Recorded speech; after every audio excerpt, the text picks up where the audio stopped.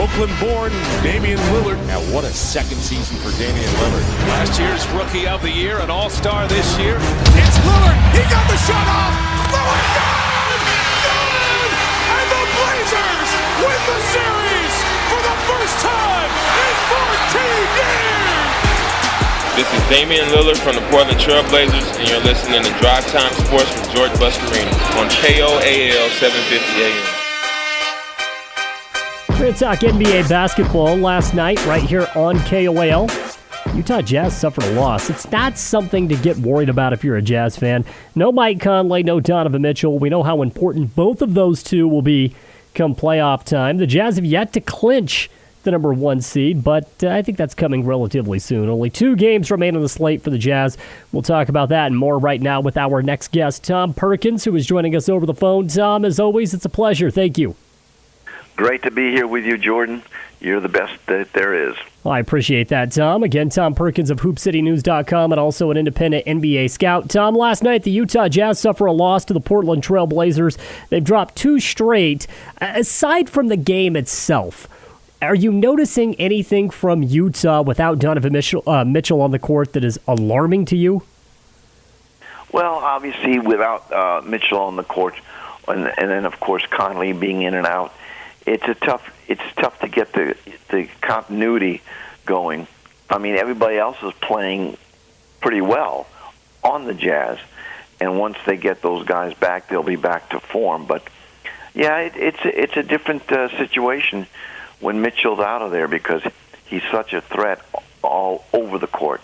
I mean, when he steps into the building, he's a threat. So yeah, they're going to have to overcome that. Hopefully that injury is not as bad as it seems. Yeah, when we look at the injuries and the amount of games that have been missed, Tom, is there really a process for these players to come back and get situated, get acquainted once again with the team? Because it seemed that when Anthony Davis was gone for a couple of months, it took him 3 or 4 games to finally look like the Anthony Davis of old. Is that something to worry about? Well, yeah, because, again, there's a certain style that teams play depending who's on the court. And if Mitchell's not on the court, that's a different style that they play with whoever is on the court taking his place. Same thing with the Conley. So, yeah, they have to get into a rhythm of back into the style of what they were used to winning with. Donovan Mitchell will miss the remainder of the regular season. That was reported yesterday. I would expect him back early on in the postseason. The Jazz with 2 games left at OKC, at Sacramento. It's pretty simple. Win one of those games and you are the number 1 seed. But, Tom, if we take this a step further and we look at who was on the floor, who's been playing for the Jazz, I want to talk about Rudy Gobert. Last night, he was good yet again. He was very good. I believe he had 20 rebounds, if memory serves me right. When you look at the metrics, he is having one of the best defensive seasons ever for a player. Not a post, for any sort of player. The metrics back that up. Do you buy into those metrics, or are there too many variables for us to say, yeah, this is one of the best defensive seasons we've ever seen? No, I would say it's one of the better defensive seasons we've seen because this guy's been a real stalwart on that Jazz team, and he's come to play every game. And he's played through some nagging injuries, and he is a load to carry. I'm telling you, again, when you think back into the All-Star game, he was so much bigger and stronger than anybody on the floor. So, yeah, he's having one of the best defensive seasons in recent memory, for sure. You know how you know he's having a good season? When you look at the individual players like last night, guys like Damian Lillard, Carmelo Anthony, they love trying to take Rudy Gobert off of the dribble. Did you notice that last night? Yes, I did. I saw that. That's how they can. That's the only chance they have to win is to go ahead and pick and roll those guys to death. And the bottom line is when a guy like Lillard or C.J. McCollum is hitting those kind of shots with that kind of frequency, it doesn't matter whether someone can play the pick or roll because that puts everything off the board, those kind of shots. So, it wasn't a fluke, but again, with everybody in that they can, that they have to utilize for each game, it's a different story. But yeah, those guys hitting those kind of shots from that distance makes a difference. With that win, Portland remains in control of the number 6 seed, or at this point, even the number 5 seed, as they have jumped the Dallas Mavericks as we speak. But both teams sitting at 41 and 29. Both teams one game better than the Los Angeles Lakers. Once we get past the top 6, the Lakers and the Warriors are in the play-in round, along with Memphis and more than likely San Antonio. Tom, I put Portland and Golden State in the same category because both Lillard and Curry can go off at any point in time. I believe that Lillard has more help than Steph Curry does offensively, but who would you be more afraid to play in the postseason? Well, I definitely would be more afraid to play Golden State because when Curry is on, he does get some help from some of the players that are on the periphery. So, yeah, I would say that Golden State scares me a bit more than Portland does. And again,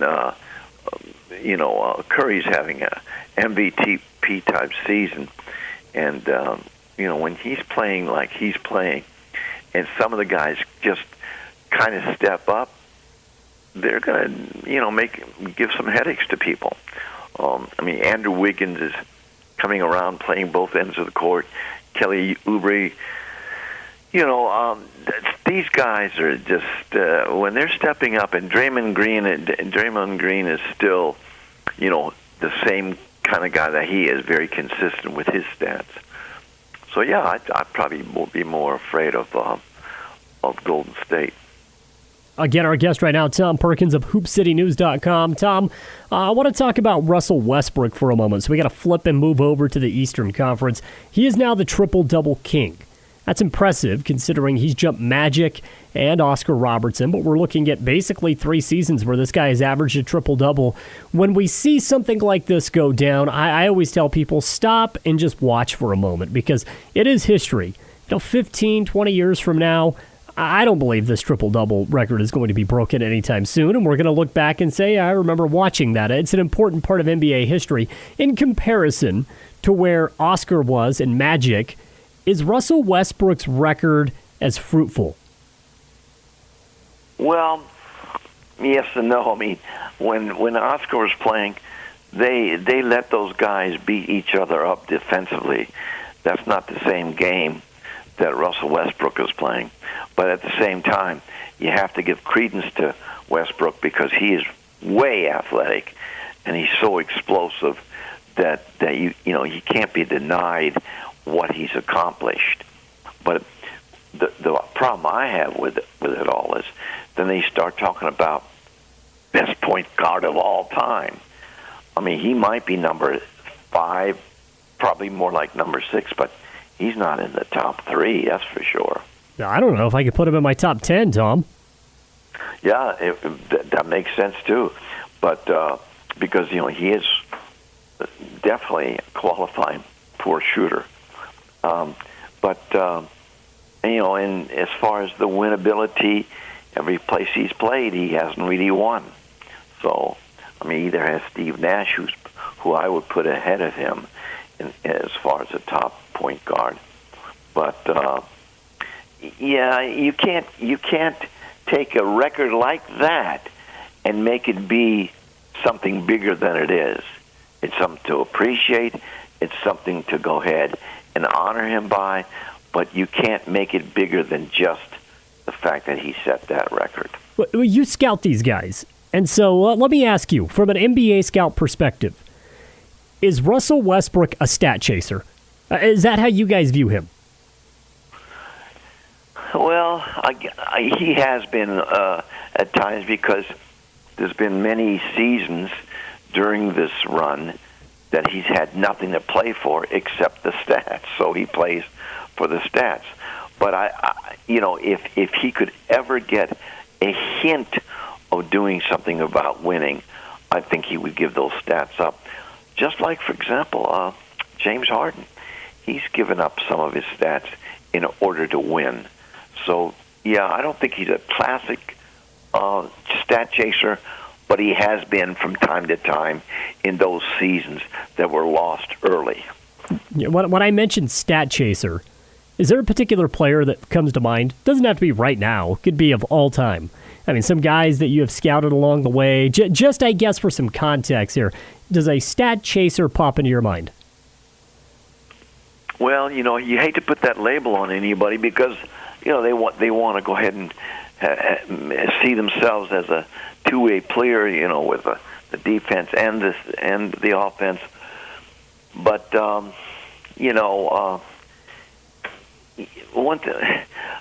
something could be said about George Gervin.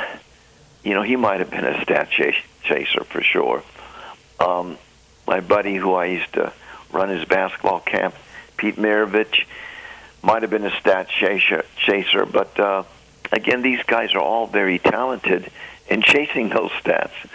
So I can't really think of a player you could say, yeah, this guy was a stat chaser or that guy was a stat chaser. I think there's times that different players do chase stats within the season.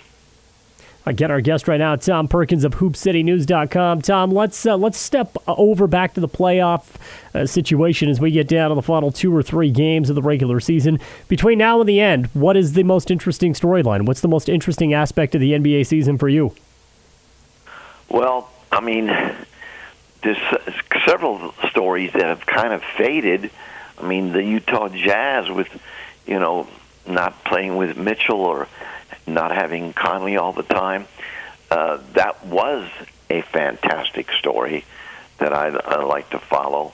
Then you think about 76ers. They have these monster games when Embiid is a monster, and when they can get a little offense from Simmons. But so far, the thing that probably intrigues me the most are the Knicks, because they're not supposed to be even in the playoff picture at all. Not that they're going to do anything, but that's a pretty intriguing thing that Tom Thibodeau has gotten them from the junk heap all the way into being in the playoffs. That's pretty interesting. As a matter of fact, not to get sidetracked on your point, but you have to give the Lakers a lot of credit because they have beaten some teams out of sheer pride without the talent. Now, as they beat the Knicks in overtime, the Knicks are ready to go ahead and thump them, but didn't happen. And then, of course, they beat Phoenix and they beat Denver recently. So, but anyway, there's story. The Suns could be a story. Obviously, Golden State is a story with Curry probably having the best individual season of anybody in the league right now. Those are some interesting stories. Yeah, I agree. I agree with that. Tom, most dangerous team in the NBA right now would be who?